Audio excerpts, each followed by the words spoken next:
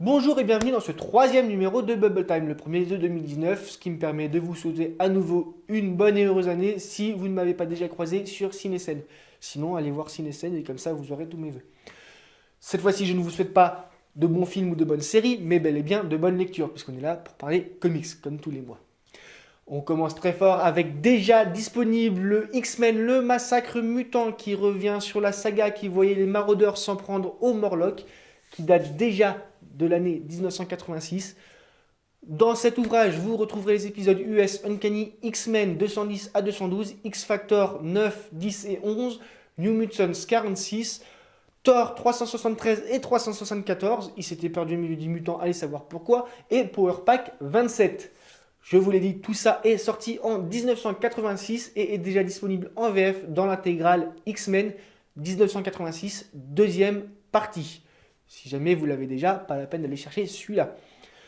Les scénaristes, ce sont nul autre que Chris Claremont, le papa, le maître à penser, le numéro 1 des X-Men, pas le papa puisque c'était Stan Lee malheureusement. Louis Simonson à ses côtés, et au dessin nous retrouvons notamment John Romita Jr. ou encore Walter Simonson, lien de parenté normal et logique.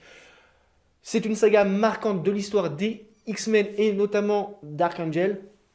Je vous laisse découvrir pourquoi. Donc n'hésitez pas, si vous êtes fan des mutants, à vous jeter dessus. On poursuit avec l'équivalent comics d'un blockbuster bien hollywoodien, à savoir la série Danger Girl. En effet, un nouveau tome VF arrive dans les librairies ce mois-ci. Ça s'appellera Trick Track à Shanghai et ça reprendra les épisodes de la mini-série en 4 épisodes de Chase, publiée en 2014 originellement. Au scénario, nous retrouvons l'un des deux créateurs de la série, à savoir Andy Hartnell, qui avait créé donc les personnages avec J. Scott Campbell. Et au dessin, nous retrouvons Harvey Tolibao. Nous retrouvons donc Abby, Sonia et Sydney qui se lancent dans la traque d'une mallette et ça va leur faire vivre mille et une aventures. Danger Girl n'est pas une série où on se prend la tête, mais elle est très agréable à lire et très agréable pour les yeux aussi, tellement c'est bien dessiné. Je vous laisse comprendre où je veux en venir.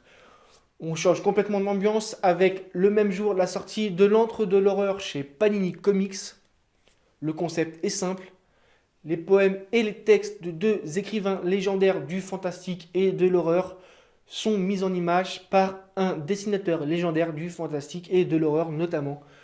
Et ouais, en effet, les textes sont assurés par nul autre que H.P. Lovecraft et Edgar Allan Poe, excusez du peu, et les images sont offertes par Richard Corben, un des grands noms du dessin des comics américains.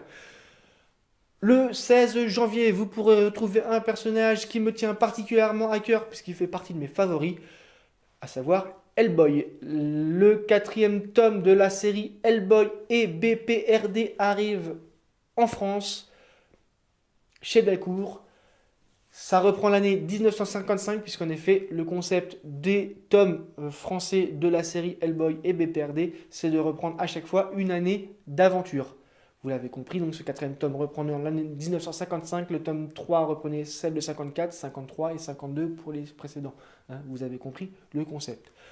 La série a pour objectif de revenir sur les débuts du démon au sein du BPRD. C'est pour ça qu'on fait un voyage dans le temps. Au scénario, on retrouve le créateur du personnage, à savoir Mike Mignola, qui malheureusement n'a pas assuré les dessins, mais a demandé main forte à tout un groupe de ses camarades. Je ne vous cite pas tous les noms, il y en avait un peu trop. Ça faisait un peu liste de courses. Déjà, je vous l'ai fait le coup avec Massacre Mutant et les épisodes américains, donc on n'avait pas recommencé. Le 25 janvier arrivera dans vos librairies la suite d'un monument des comics. Si je vous parle de Frank Miller et de Batman, vous pensez inévitablement Dark Knight.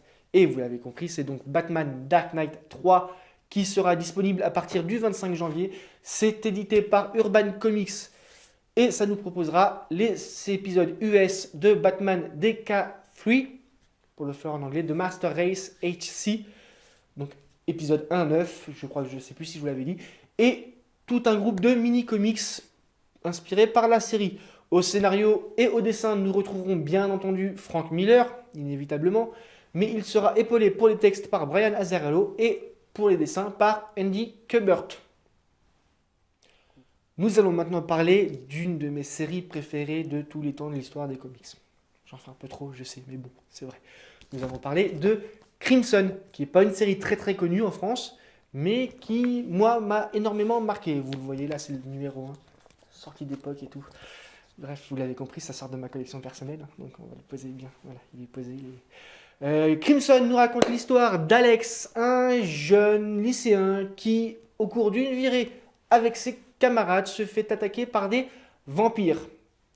Il finit par se faire mordre, inévitablement, par un vampire, hein, vous allez me dire, et par se transformer lui-même en suceur de sang. Sauf qu'il ne va pas devenir un vampire comme tous les autres, hein, inévitablement, sinon il ne serait pas le héros de la série. Hein. Ça va être l'élu. Il va devoir sauver le monde. Comme à peu près tous les élus, vous allez me dire, c'est normal. Pour l'instant, rien d'exceptionnel. Ouais. Sauf que dans le cheminement de la série, Alex va se retrouver confronté à diverses aventures et divers personnages plus ou moins inspirés des mythes chrétiens.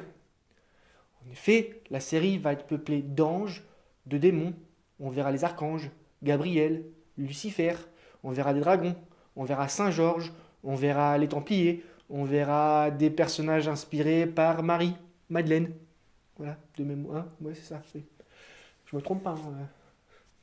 Il dort. Bref, la série publiée à partir de 1998 chez Cliffhanger, qui était un label d'images, qui est peut-être toujours d'ailleurs, je n'ai pas vérifié, je vais être honnête, est créé par Brian Augustine et Humberto Ramos. Le premier se chargeant des scénarios, le deuxième des dessins de toute la série, ce qui est quand même assez rare. 24 épisodes au total, plus un numéro spécial qui s'appelle Scarlet 10, Lune sanglante, dont les dessins cette fois-ci ne sont pas assurés par Humberto Ramos, mais par Carlos Meglia, qui a un style assez proche de Ramos. En VF, la série est publiée une première fois par Semic en magazine, 2 épisodes par numéro, enfin, sauf pour les épisodes 23 et 24 qui sont tout seuls dans leur magazine, ce qui nous fait un total de 14 numéros. 24 épisodes, plus le spécial qui a son propre numéro à lui. Une intégrale a été proposée en décembre 2017 par Glénat Comics qui a entre-temps récupéré les droits. Pourquoi je vous parle de cette série magnifique? Parce que c'est une des premières séries que j'ai lues en découvrant les comics. Je vous fais un petit... voilà.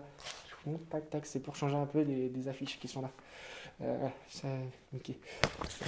Je vous parle de cette série parce que c'est une des premières que j'ai lues en 98 et c'est surtout une des premières qui m'a fait vraiment tomber amoureux des comics et qui m'a aussi fait comprendre que les comics c'est pas seulement des mecs avec des capes et des collants ou un mec en bleu qui met son slip par-dessus ses vêtements. Il y a autre chose que les super-héros dans la vie. Donc je tenais absolument à vous parler de cette série, même si c'est assez bref, concis, je ne voudrais pas non plus vous spoiler trop ce qui se passe dedans. Sur ces bonnes paroles, je vous dis à la suite pour de prochaines aventures. Et puis moi, je vais aller bouquiner. Hein, vous m'excusez. Salut. Ah, c'est pour ça que je parle de l'autre côté d'habitude.